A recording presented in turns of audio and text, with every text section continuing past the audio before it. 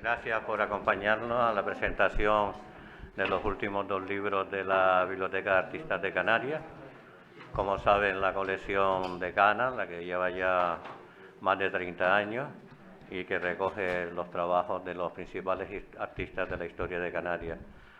Hoy presentamos el número dedicado a Manuel Padorno, que nos acompaña el autor del texto, Álvaro Marco Arbelo, y la hija Patricia, y por supuesto Josefina, muy contenta de verte después de mucho tiempo. Y después a continuación presentaremos el de Carmen Colgan, que lo presentará Eliseo Izquierdo.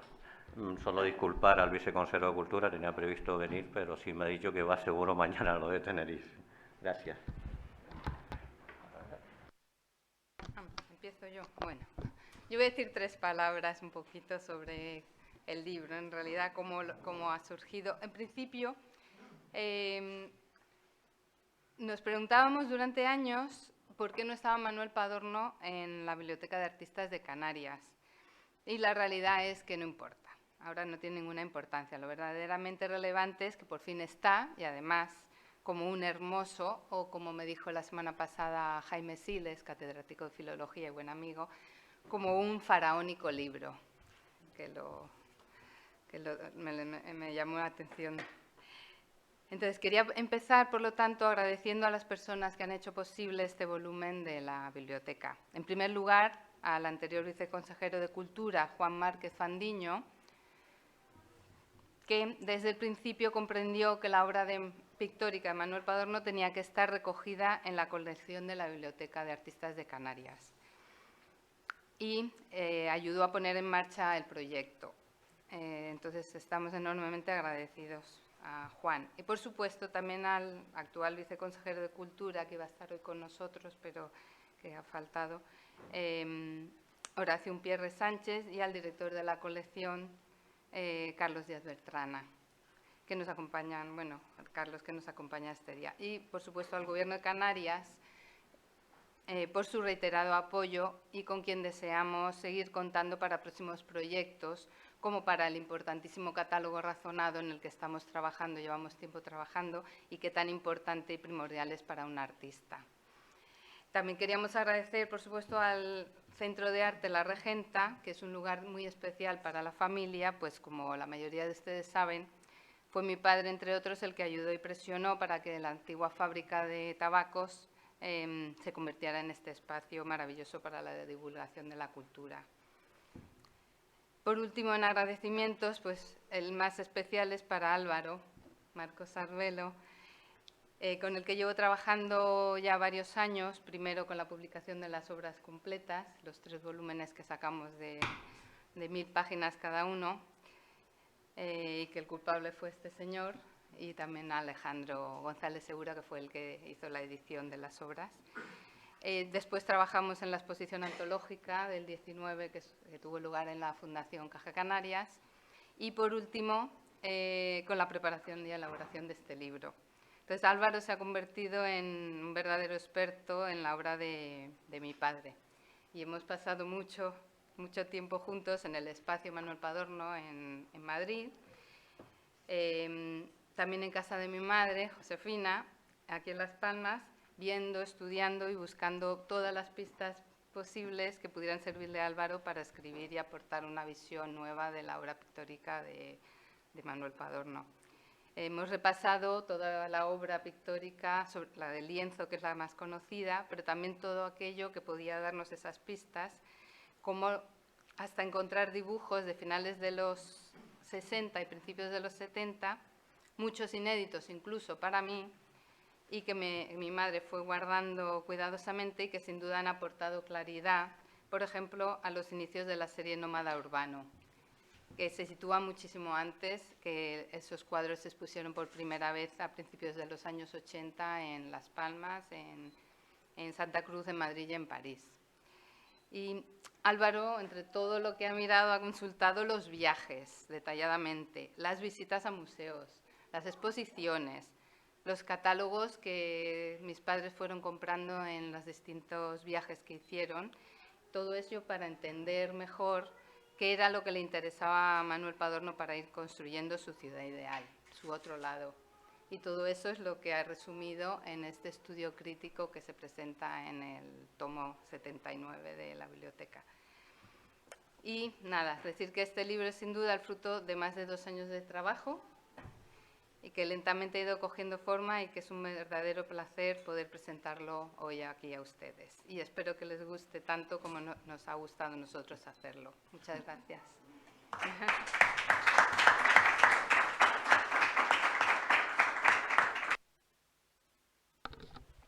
Y ahora con Álvaro, que es el experto y el que tiene que decir.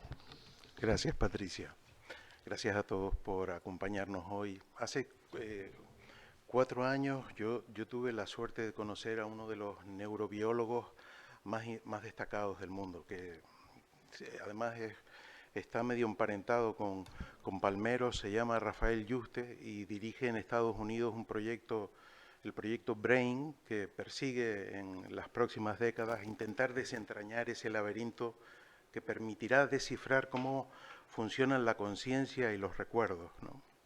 Este científico entonces me dijo algo que me hizo pensar inmediatamente en Manuel Padorno, porque Rafael Yuste cree que nuestra mente no se dedica a encajar lo que percibimos, haciendo comprensible la realidad, sino que muy al contrario, nuestro cerebro construye su propia realidad. Es decir, que para Yuste es nuestra mente la que crea el mundo, es nuestra mente la que construye esto que entre todos llamamos realidad. Sé que si Padorno hubiera conocido esto, pensaría que la ciencia finalmente estaría confirmando lo que para él siempre habían sido intuiciones, ¿no? Que somos nosotros los creadores de realidades. Para Padorno solo habían 2 clases de seres humanos: los que habitan una realidad por conveniencia, sin cuestionarla, y los que, como él, intuyen que hay otra realidad afuera. Hay una verdad que está por construir. Él creía que si vemos de verdad la realidad, acabaremos viéndonos a nosotros mismos. Y encontró una salida para alcanzar ese lugar. A ese lugar lo llamó el desvío, y a él entregó sus mejores energías como creador. Porque a Padorno lo que le interesaba precisamente eran los momentos en los que la realidad se desajustaba, cuando sentía que no todo encajaba en la realidad con la que todos, de alguna forma, por consenso, ¿no? Llegamos al acuerdo de reconciliarnos, ¿no? Padorno decía que la realidad casi nunca se ve bien. Yo todo cuanto sé es solo sueño, escribió, y mi memoria es ver lo que no vi. Esto lo comprendió gracias a los pescadores de la Puntilla, en Las Palmas, en los años en los que estuvo perdido antes de conocer a Josefina, cuando un pescador le enseñó a ver lo invisible, por dónde entraba o salía el viento de la costa, ¿no? Pero lo terminó de entender en su primer viaje a Nueva York en 1970, cuando en la plaza que se abre frente al Seagram Building, ese edificio, ese rascacielos que construyó su admirado arquitecto Mies van der Rohe, vio a esos personajes que se llamaban los nómadas urbanos y que eran personas sin techo que cada mañana salían a celebrar cómo el primer rayo de luz incidía en las altas cristaleras de estos rascacielos. Con esos mimbres, Padorno hizo germinar la idea de sus nómadas urbanos que ocuparían una década de su vida y que le permitieron profundizar en la concepción de un espacio vibrante, cargado de las grandes resonancias de la arquitectura y de esos arquitectos que tanto admiraba. A Manuel Padorno le gustaba aquella frase de Mark Rothko: yo no pinto cuadros, yo creo espacios, porque gracias a la pintura él pudo concebir y estructurar espacialmente la realidad. De ahí lo importante que es el espacio urbano en su pintura. Él pensaba que las ciudades son los únicos territorios donde es posible todavía plantar batalla, y soñó que creando esa ciudad distinta había una forma de llegar y reconstruirla a partir de los fragmentos urbanos donde, decía él pudo sentir el peso de la vida. Pero él había empezado a trabajar en esa idea de una ciudad otra, una ciudad ideal, mucho antes de poder empezar a pintarla. Imagínense por un momento todos los frescos de de la Capilla Scrovegni que pintó Giotto en Padua, sin un solo personaje, libres de la figura humana, libres del drama humano, tal y como los podría imaginar hoy el artista Juan Manuel Ballester. En su primera visita a Padua y Asís en 1965, Padorno entendió que las estancias adquirían todo su sentido bajo el dominio de la arquitectura, toda vez que quedaban libres del peso del drama humano. Si siguen las líneas de los cuadros de la serie Nómada Urbano, van a ver cómo Padorno está buscando el equilibrio de la geometría que vemos en los frescos del Giotto.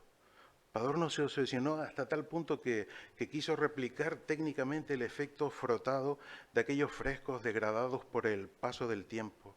Y su pintura entonces yo creo que alcanzó tal contención formal que, como dijo Rafael Canogar hablando de la pintura de Padorno, supuso todo un regreso a la esencia de la pintura. Pero como todo nómada, y qué duda cabe que Padorno lo fue, los nómadas siempre vuelven al origen, vuelven a lo que Pedro García Cabrera llamaba el paisaje nativo.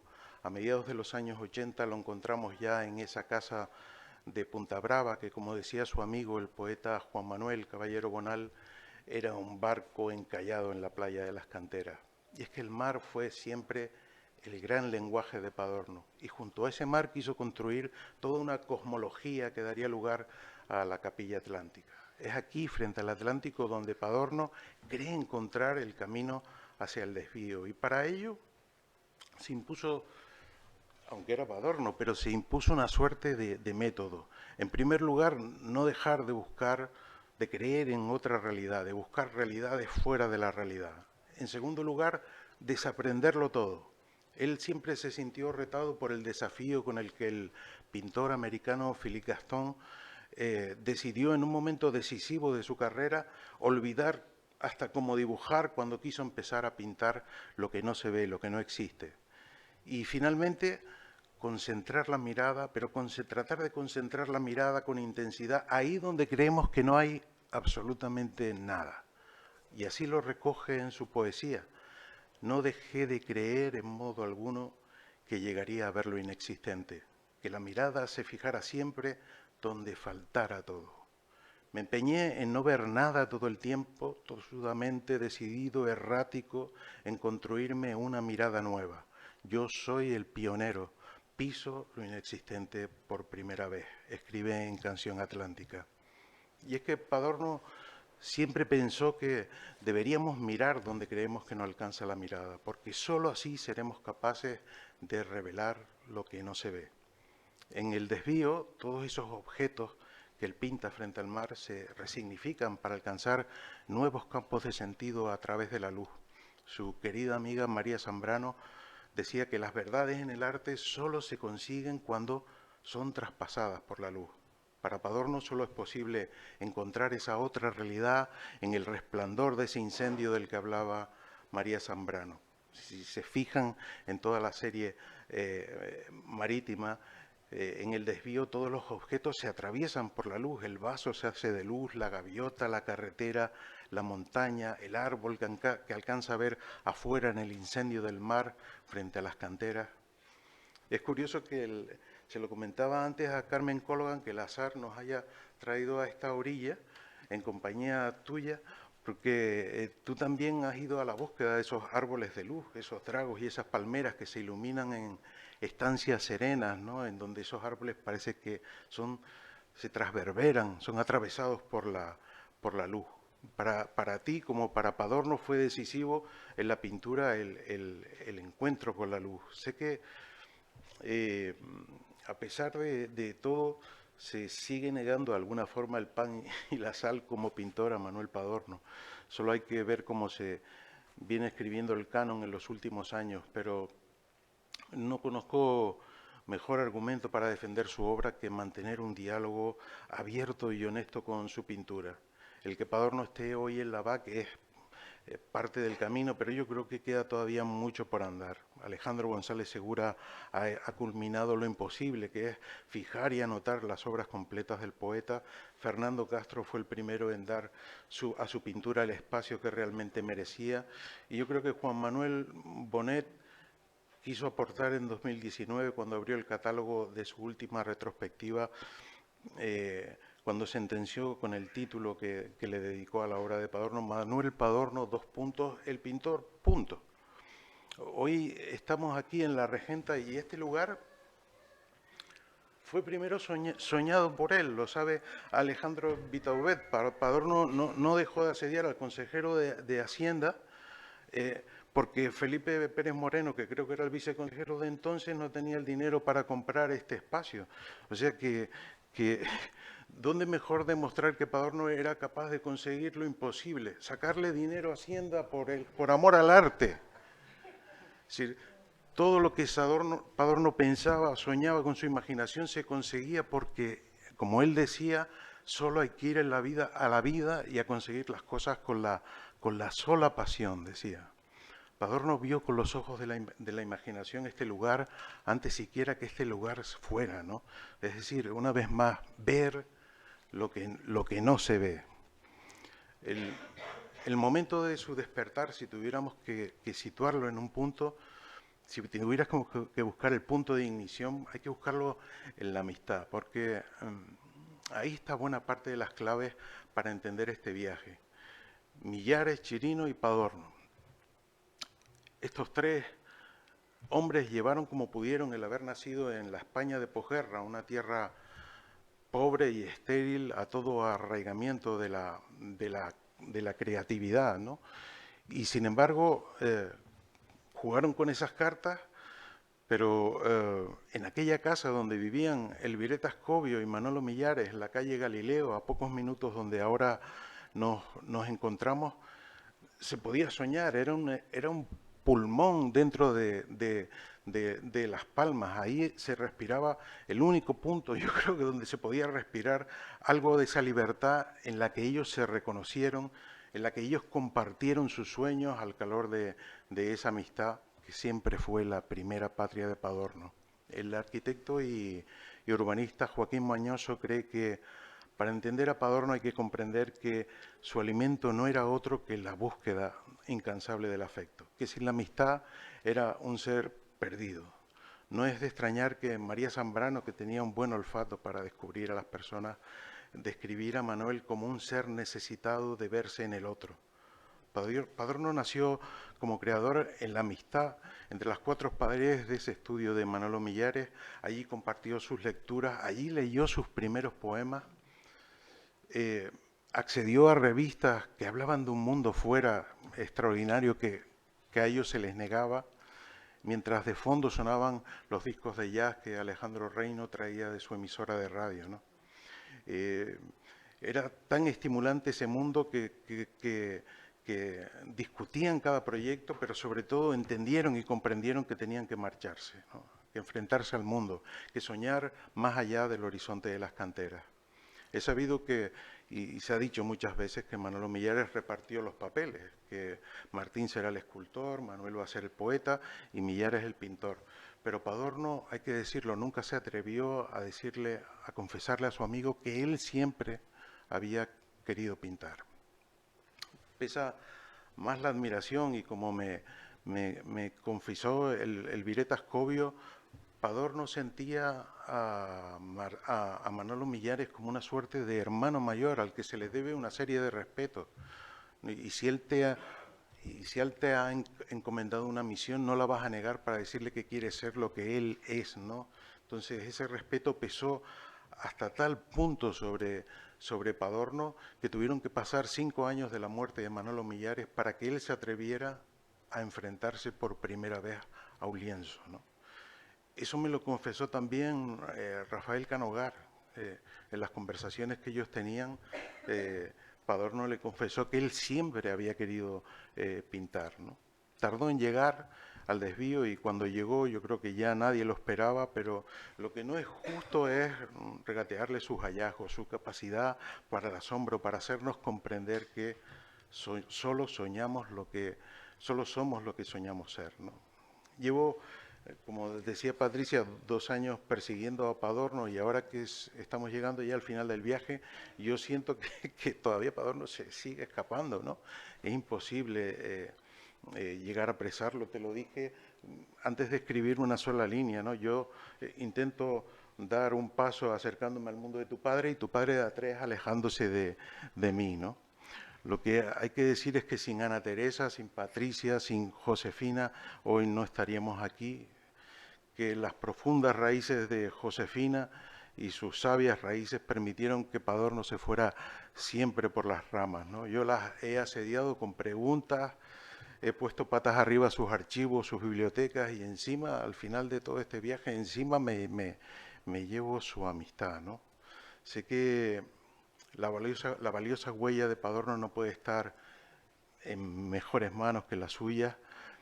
A día de hoy, en el espacio Manuel Padorno de Madrid se sigue trabajando. Patricia sigue clasificando un archivo que parece no tener nunca una ocasión de cerrarse, ¿no? Porque necesita compromisos sostenidos que permitan preservar la memoria y la huella de Padorno. Horacio Pierres, que no está hoy, él lo sabe mejor que nadie porque sabe lo que es pelear y cuidar la huella del pintor Juan Ismael, ¿no? Así que debo agradecer a todo su equipo, empezando por el director de esta colección, Carlos Díaz Bertrana, por el buen hacer, pero sobre todo por algo que es mucho más difícil, que es dejar hacer, ¿no? Y dejar el libro al cuidado de Claudia Gaviño, de Dulce Piñero.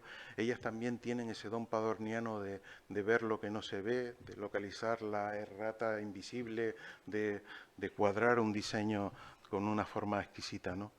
Y finalmente también debo agradecer a Nadia, a mi mujer, que tuviera que escuchar esta historia muchas veces antes de que terminara de escribirse, ¿no? Y sobre todo que el desorden de Padorno que ustedes tuvieron que padecer durante sus vidas en la Avenida de los Toreros, al final entró en mi casa también y fue ocupando libros, mesas, cocinas y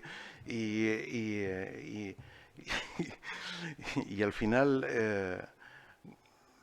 a la conclusión a la que llegamos es que la obra de Padorno parece no dar signos de querer agotarse nunca. De vez en cuando Patricia envía un email con un nuevo hallazgo, ¿no? Y yo creo que Padorno se va a resistir siempre a que alguien le ponga el punto y final. Gracias a todos por escucharme.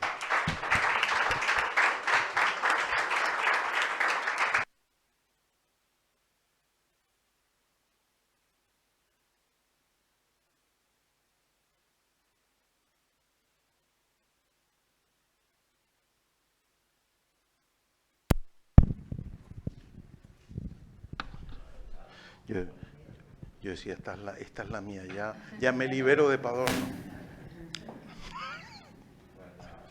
Gracias.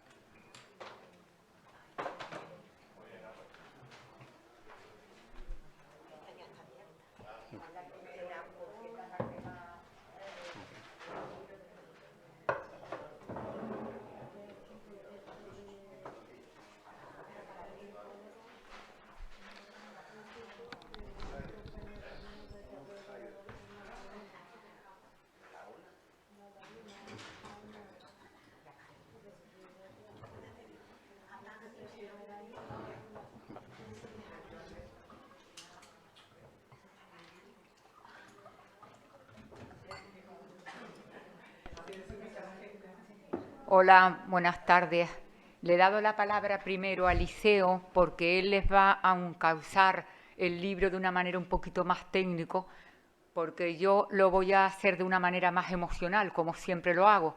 Me encanta hacerle llorar a la gente. Entonces soy un poquito más pasión y tú lo das para que vean un poco cómo se ha trabajado el libro. Gracias, gracias, Liceo. Bueno, gracias, Carmen. Muy buenas tardes, muchas gracias por estar aquí y muchísimas gracias, por supuesto, al Centro de Arte de la Regenta por acoger e invitarnos. y seguir tratándonos tan bien como nos ha tratado hace poco. Hace unos días inaugurábamos la exposición de Carmen, que ha sido todo un placer y además todo ha sido facilidades. Gracias, por supuesto, a la colección, a Carlos Díaz Bertrana por invitarnos a participar en esta colección. Es curioso porque, bueno, estaba viendo a Álvaro y han ido surgiendo tantas cosas que, habiendo tanta distancia en realidad generacional y de otro tipo entre Manolo Padorno y la obra de Carmen, sin embargo, Álvaro ha hablado de muchísimas cuestiones muy comunes, ¿no? Empezando, pues, incluso por el tiempo que hemos tardado en sacar adelante este proyecto. Efectivamente, hace cosa de 2 años, hace un poco más de 2 años, pues bueno, recibimos esta magnífica noticia, el encargo de sacar la monografía de Carmen, que además, desde el punto de vista personal, y aprovecho para hacer un poquito de publicidad, pues coincidía también que yo recibía el encargo, digamos, de dirigir un museo que abrió hace 2 años en La Laguna, LM Arte Colección, que bueno, que más allá de la anécdota y de la publicidad, se terminó convirtiendo en el escenario en el que el libro fue tomando forma, ¿no? Allí pues empezamos Carmen y yo a reunirnos, a hablar. Bueno, nos conocíamos con anterioridad, por supuesto, somos amigos, pero el libro nos ha obligado, en el mejor de los sentidos, a profundizar, a conocer todavía mucho más las cosas de Carmen, pero a ella misma, ¿no? O sea, a revisitarse, ¿no? Bueno, hablaba antes Álvaro, nombraba el tema de la memoria, por supuesto. La memoria, el revisitarse, se terminó convirtiendo en un elemento fundamental a la hora de entender muchas cosas de lo que ocurre en la obra de Carmen, ¿no? Hasta el punto de que también terminó convirtiéndose en el título de la exposición y en el título del primer capítulo del libro, ¿no? Memoria del átomo, que luego explicaré un poco más eso del átomo, que de dónde viene, que también tiene que ver con cosas que comentó Álvaro, eso de profundizar en ideas, en quedarse con lo mínimo, ¿no? Bueno, pues básicamente está ahí, ¿no? Como digo, un proyecto que a lo largo de 2 años pues ha supuesto que Carmen casi me aprovechara a mí como psicoanalista, ¿no? O sea, por mucho que intente uno hablar de arte, hablar de pintura, es inevitable que el artista exprese pues lo que tiene muy adentro, sus vivencias, sus traumas también, sus problemas, porque hay un diálogo inevitable. O sea, ese efecto espejo parece que es ineludible, incluso en aquellos que no lo quieren reconocer, que no lo quieren mostrar ni en sus exposiciones ni en sus publicaciones, pero es algo que siempre está ahí, y en el caso de Carmen, vamos, era muy evidente, muy importante, ¿no? Y además nos obligó justo a revisitar su origen, ¿no? O sea, volver al origen, volver al principio de todo, qué es lo que motivó que ella se dedicara a la pintura. Y vamos, llegamos a su niñez, a sus momentos, a sus primeras tentativas con la tierra, a mover el barro, incluso a comerlo. Bueno, verán, están viendo una serie de imágenes que clasifican un poco, ordenan por series la obra de Carmen. En el libro hemos querido sí mantener, o yo me he empeñado y la he conseguido convencer, en mantener cierto orden e incluso cierto discurso de alguna manera biográfico. O sea, hay muchos elementos de la vida de Carmen que se reflejan en el texto, que ella no quería, pero es que me parecían fundamentales. Y al final ella misma lo ha comprendido, que sí, que es un autorretrato, al fin y al cabo un texto de este tipo, una monografía, una biografía, tiene que tener esa parte de autorretrato que es imposible, ¿no? Que no esté, ¿no?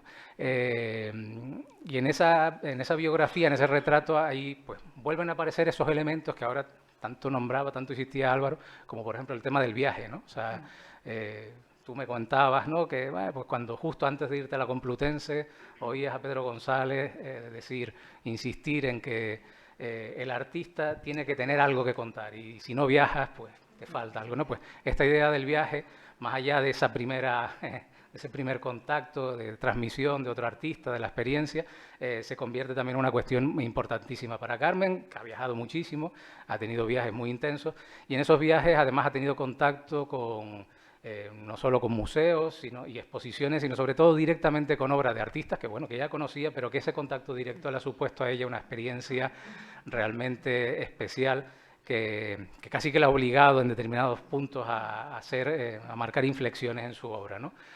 Bueno, yo me imagino que ahora hablarás un poco de esos síndromes de Stendhal que más de una vez te han sobrevenido, ¿no? O sea, se convierte el libro al fin y al cabo en sí en un viaje, ¿no? En recorrerse a sí misma durante todos estos años. En fin, bueno, antes nombraba la ausencia de la figura humana en la obra de Padorno.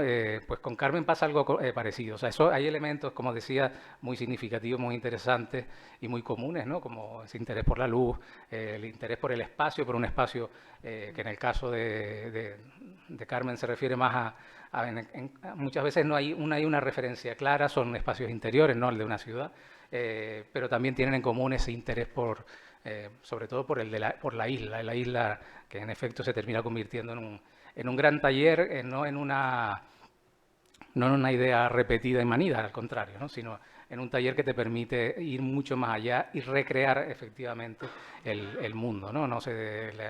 Pese a esa importancia de lo biográfico, entiendo yo, en la obra de Carmen, en absoluto se dedica a recrear su vida, a transcribirla, a pintar sus vivencias.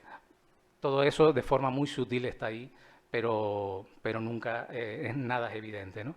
Eso tiene un poco que ver con esa segunda parte que hablaba del título, de ese átomo, ¿no? Esos átomos son esas cuestiones mínimas que están ahí siempre, están detrás, pero que hay que acercarse mucho y de una manera muy sutil para realmente comprenderlas, ¿no?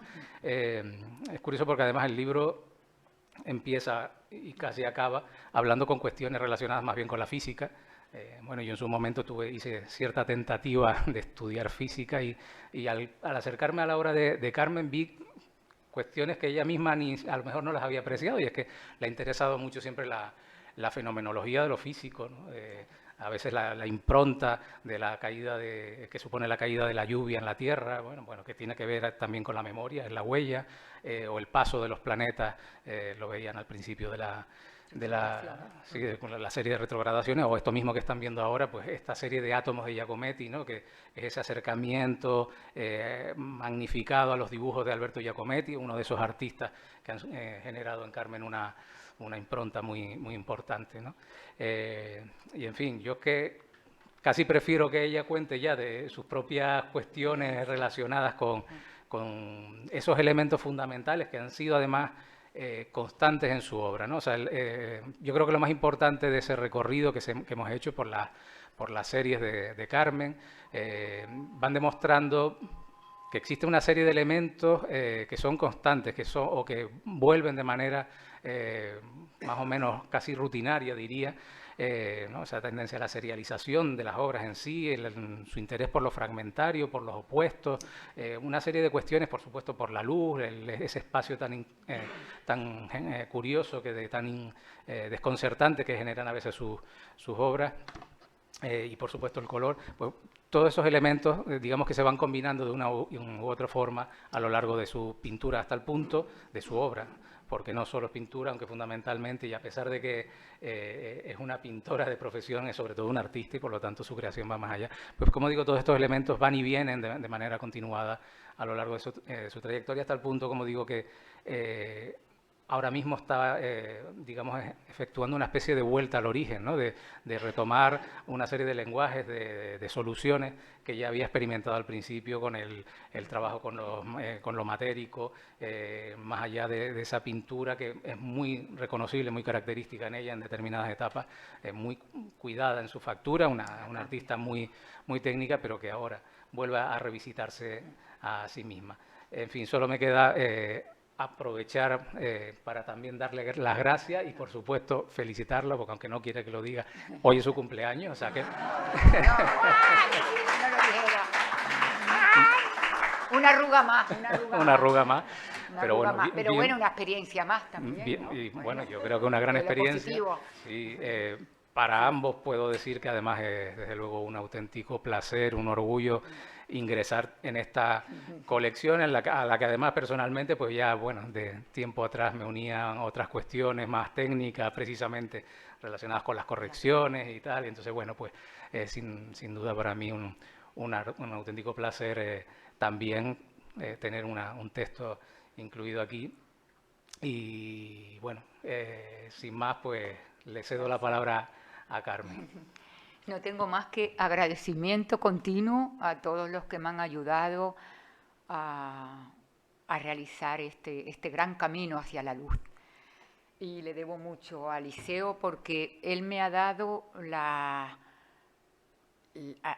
un fluido amoroso. Cada vez que hablábamos yo me desnudaba y la verdad que ahí pudimos hacer este gran libro.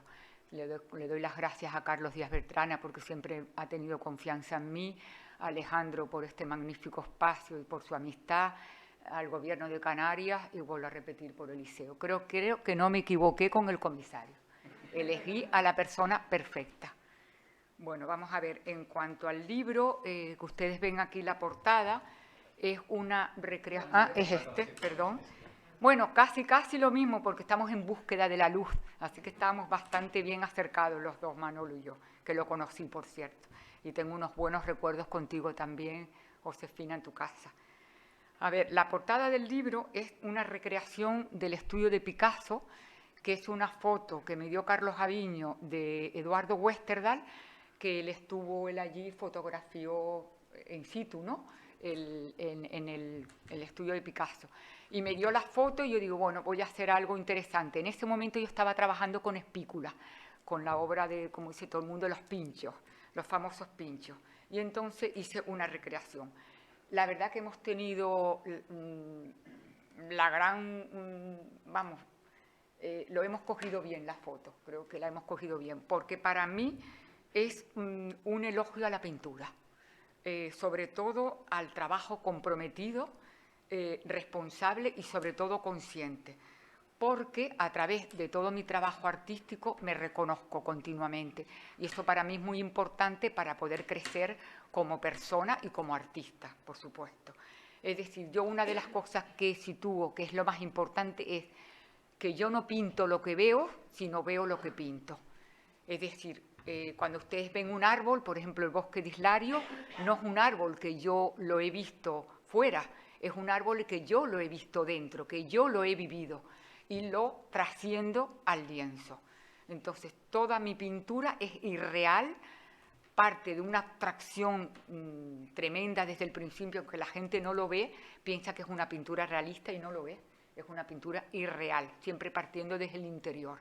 Es decir, que los cuadros me iluminan.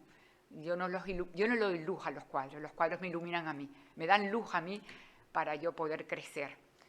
Eso es una de las cosas más importantes, es decir, porque yo no pinto como fin, sino pinto como medio para un crecimiento del ser, de mi ser, no para hacer.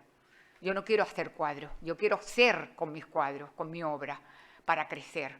Entonces eso es muy importante, ¿no? El abrazo que le doy yo al acto pictórico es un abrazo sobre todo emocional, pasional. Es decir, yo soy feliz en mi estudio, es lo único, en la parte que más me gusta, refugiarme en mi útero, en mi habitación, en mi pequeño estudio, gran estudio, donde yo ahí estoy horas y horas trabajando. Entonces, claro, ahí con eso me ayuda a crecer, a ver mis sombras, a ver mis luces, y a través de la luz que se proyecta dentro de mí hacia afuera, me ilumina a mí mis sombras del interior. Eso para mí es muy importante. Como tú también nombraste a María Zambrano, mi trabajo es un trabajo de llegada, nunca de salida, porque siempre estoy retornando al principio de mi primera pincelada, de mi primera creación.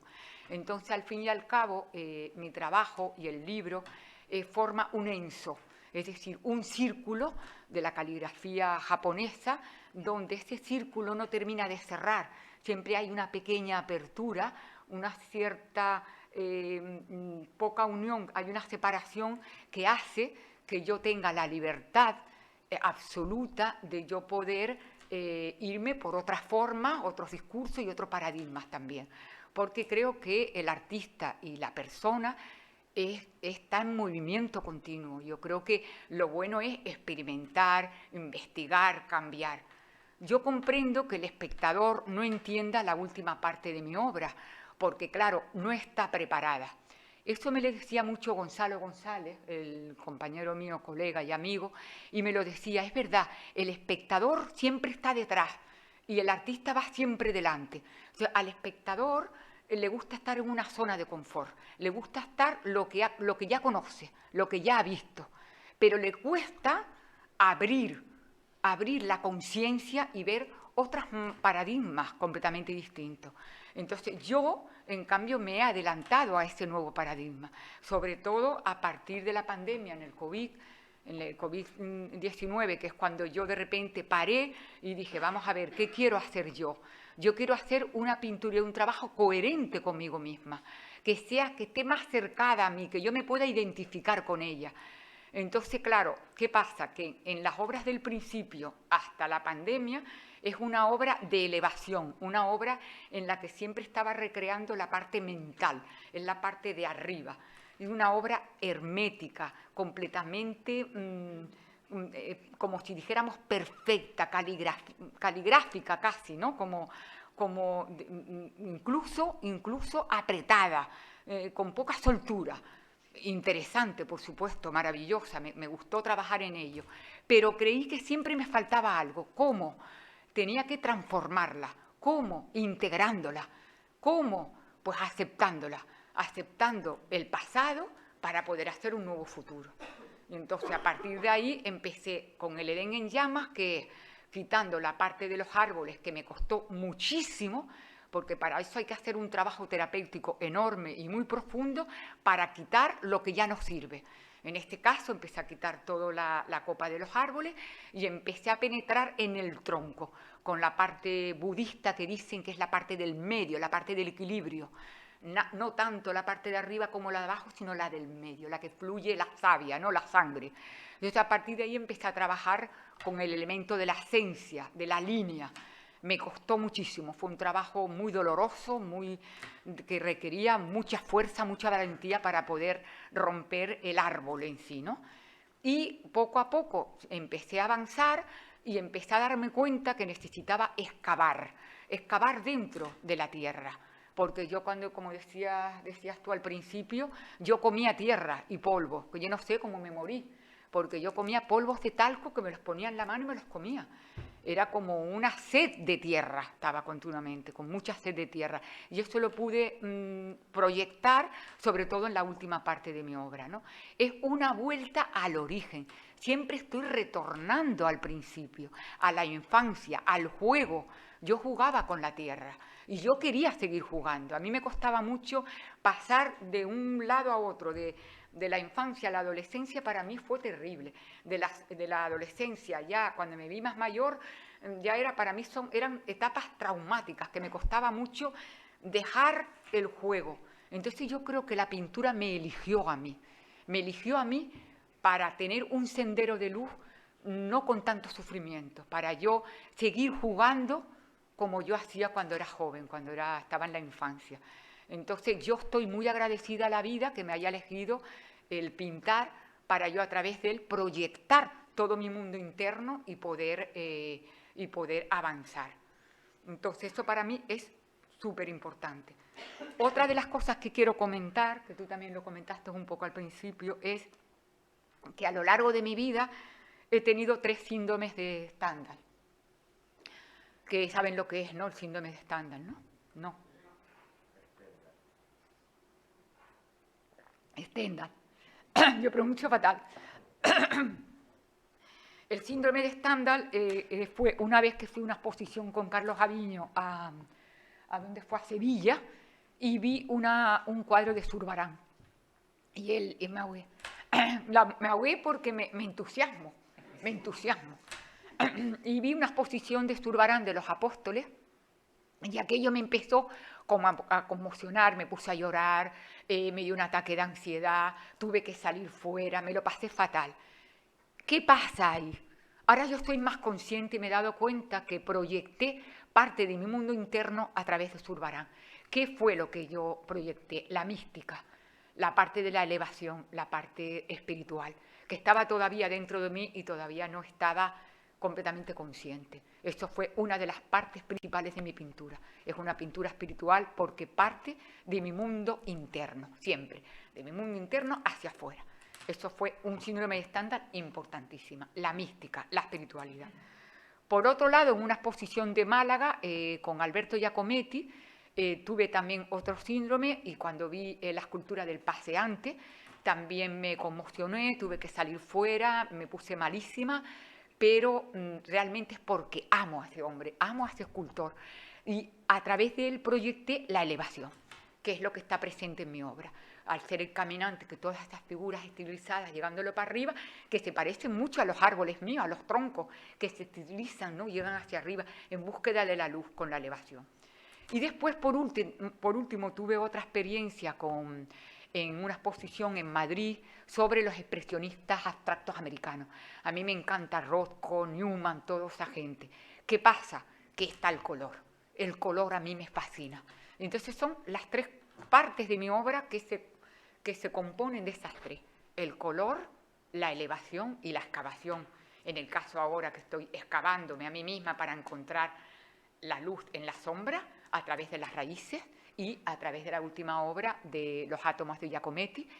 Esto es precisamente porque yo cuando veo la obra de Alberto, aparte de las esculturas, miraba también la obra de los dibujos. Y yo me acercaba para ver el trazo, ver su energía.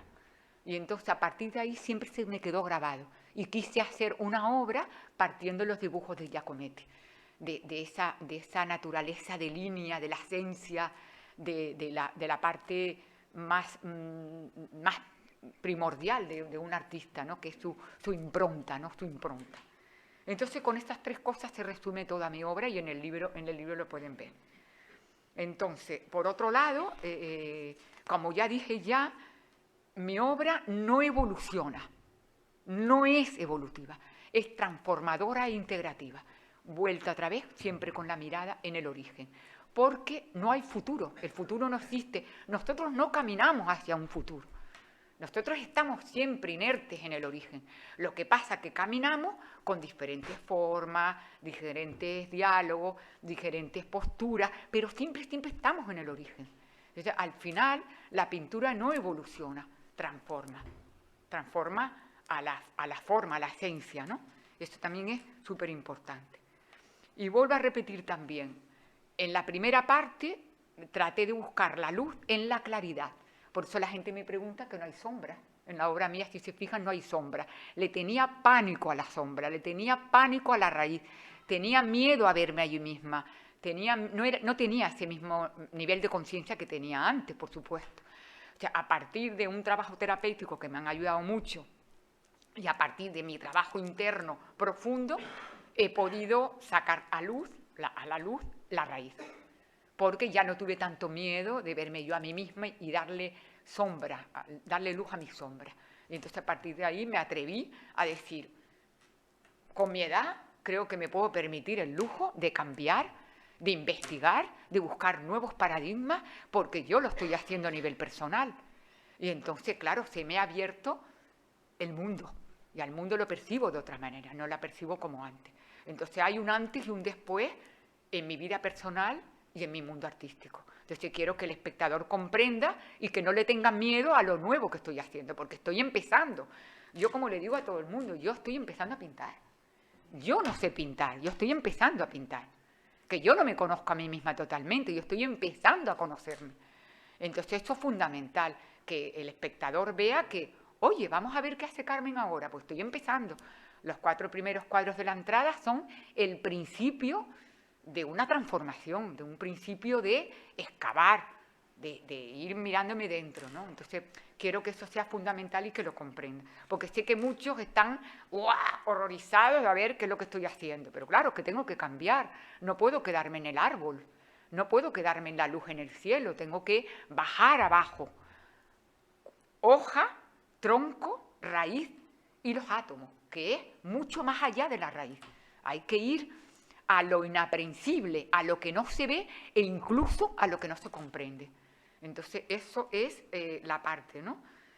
En resumidas cuentas, luz y color, utopías y realidades conforman todo mi discurso para crear un universo profundo, un universo mantenido por el acontecer primario de toda la creación en sí, y eso para mí es lo fundamental. Elevación, excavación, luz y color, y espiritualidad y esencia. Esa sería toda mi trabajo personal, y yo creo que con eso pueden comprender un poquito más, conocerme más a mí misma y comprender más mi pintura y mi trabajo personal.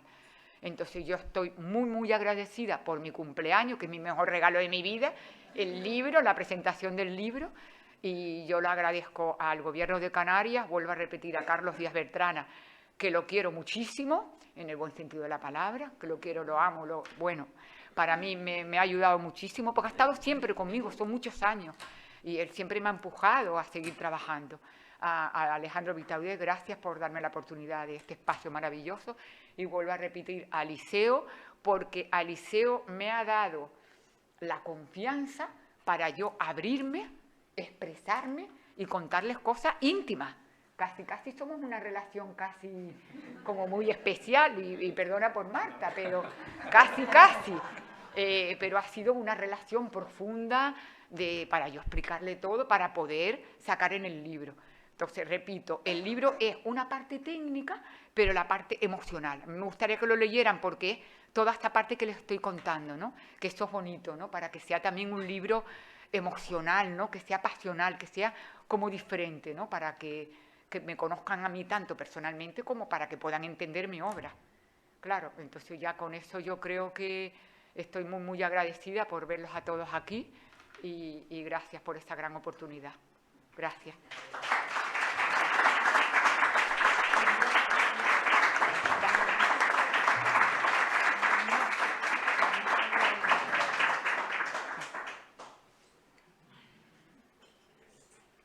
No sé si tiene que hablar alguien más. Si quieren alguna preguntita, no me la hagan difícil.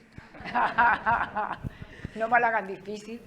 Bueno, Carmen, yo ya te he preguntado bastantes cosas, pero una de las que se me escapó el otro día cuando hablamos fue ¿cómo inicias un cuadro? ¿Cómo inicias tu proceso creativo? Porque hablas de la cómo... impronta del principio. Exactamente, de que todo sale de dentro, pero no sé si necesitas mirar modelos de las formas o... Mira, el paso fue sencillísimo. Yo jugaba con arenas y con tierra y formaba y hay cosas. Y a partir de ahí, cuando fui empezando a crecer, yo dije, yo quiero seguir trabajando con la tierra. Y fue un cambio muy fluido, un fluido amoroso tremendo, porque seguí trabajando con tierra y seguí formando toda mi parte de la infancia, charcos, arenas, lluvia. Entonces fue un reflejo de toda mi infancia, de donde yo pasé en el norte de la isla, ¿no? Que vivía en la naturaleza. Yo estaba todo el día jugando en los árboles, en la naturaleza. Al final yo creo que fue... es que este paso no te lo quieres ni que plantear. La vida te la da. La vida te la da y tú la respondes, la correspondes, como si dijéramos. Es que no tienes ni que pensar. Aún así, les voy a decir una cosa que también lo dicen en el libro. Yo quería hacer arqueología. Yo quería estudiar arqueología porque me encantaba descubrir. Pero da la casualidad que por primera vez cuando fui a la universidad vi una clase inmensa y enorme, y el profesor allá. Digo, pero si yo estoy sorda como una tapia, yo no le voy a ir al profesor. Digo, yo no voy a poder ir a esas clases. Me pareció tan tremendo. No me gustó nada, le cogí pánico. Entonces digo, mira, voy a hacer Bellas Artes, que yo estoy con el profesor al lado. No tenemos esas clases inmensas, tan frías, ¿no? Yo quería hacer algo más emocional. Y entonces por eso yo creo que hice Bellas Artes. Me salvó la sordera, por una parte, porque dije, voy a hacer Bellas Artes, que estoy más tranquilita, y aprendí mucho con Pedro González, con Maribel Nasco, con todos los que me tocaron al principio, y después al año siguiente ya me fui para Madrid. Entonces no faltaba nunca clase, me gustaba muchísimo. Mira, si yo tuviera más tiempo, volvería a hacer la carrera otra vez de nuevo, porque fue como una pasión, me encantaba ir a clase, pintar. Es que es lo que a mí me gusta, yo lo hago con el corazón completamente abierto. Y yo creo que así al final la obra va saliendo, porque como es una obra dada desde el corazón, al final sale y se resuelve. Se resuelve. Yo creo que al espectador, yo creo que le llega esa energía de pasión, ¿no? Yo creo que le llega porque muchos me lo han dicho, que cuando ven la obra sienten. Y esto yo creo que es lo importante, lo que tenemos que hacer los artistas, ¿no? Que el espectador se sienta incluso incómodo y que sienta emociones. Eso es lo que se trata, ¿no? Para crecer todos juntos, porque es lo mismo el espectador y el artista. No hay separación, hay una unidad continua entre ustedes y yo y ustedes. Es decir, que estamos unidos. Entonces yo no me quiero estar separada de ustedes, sino que haya una energía unificada, ¿no? De unidad, ¿no? Que tanto habla la espiritualidad, ¿no? De la unidad del ser humano, de la unidad de todo, ¿no? Entonces, eso es lo que se trata, yo creo, el arte, de simplemente proyectar tu vida interna para tú aprender a crecer y que los demás a través de ti también aprendan. Entonces, al fin y al cabo, es una, ¿no? Un toma y daca, ¿no? De una... Pero vuelvo a repetir como Manolo, la búsqueda de la luz. Manolo, búsqueda de la luz, que yo creo que está presente y nos está oyendo. Entonces, estamos trabajando en lo mismo, al fin y al cabo, ¿no? Así que estoy muy contenta también de compartir con Manolo estos diálogos, ¿no? Muy contenta. Así que muchas gracias. Sí, gracias. Sí. ¿Y otra preguntita más? Vale. No va a hacer ninguna pregunta. Solamente decirte que extraordinaria humildad, de verdad. Y no estabas equivocada en la arqueología, has hecho verdadera arqueología del arte. Bueno. Es decir, es un doctorado de arqueología lo que tu pintura, nada más. Sí, gracias. Enhorabuena, Hombre, Carmen. es que no es por nada, pero la humildad te avanza muy lejos. La humildad te avanza, porque de otra manera no es posible. Siempre estoy diciendo, estoy empezando a pintar, estoy empezando a aprender, y yo, ¿verdad? Yo creo que la humildad es lo más importante. Es difícil, es difícil, pero yo creo que yo lo he logrado. Ser humilde, estar abajo, tanto arriba como abajo, y estar en el camino del medio, como diría el budismo, en el tronco, y situarme ahí, ¿no? Para estar humilde. Gracias por venir. Gracias. Bueno. Sí, contento. Gracias.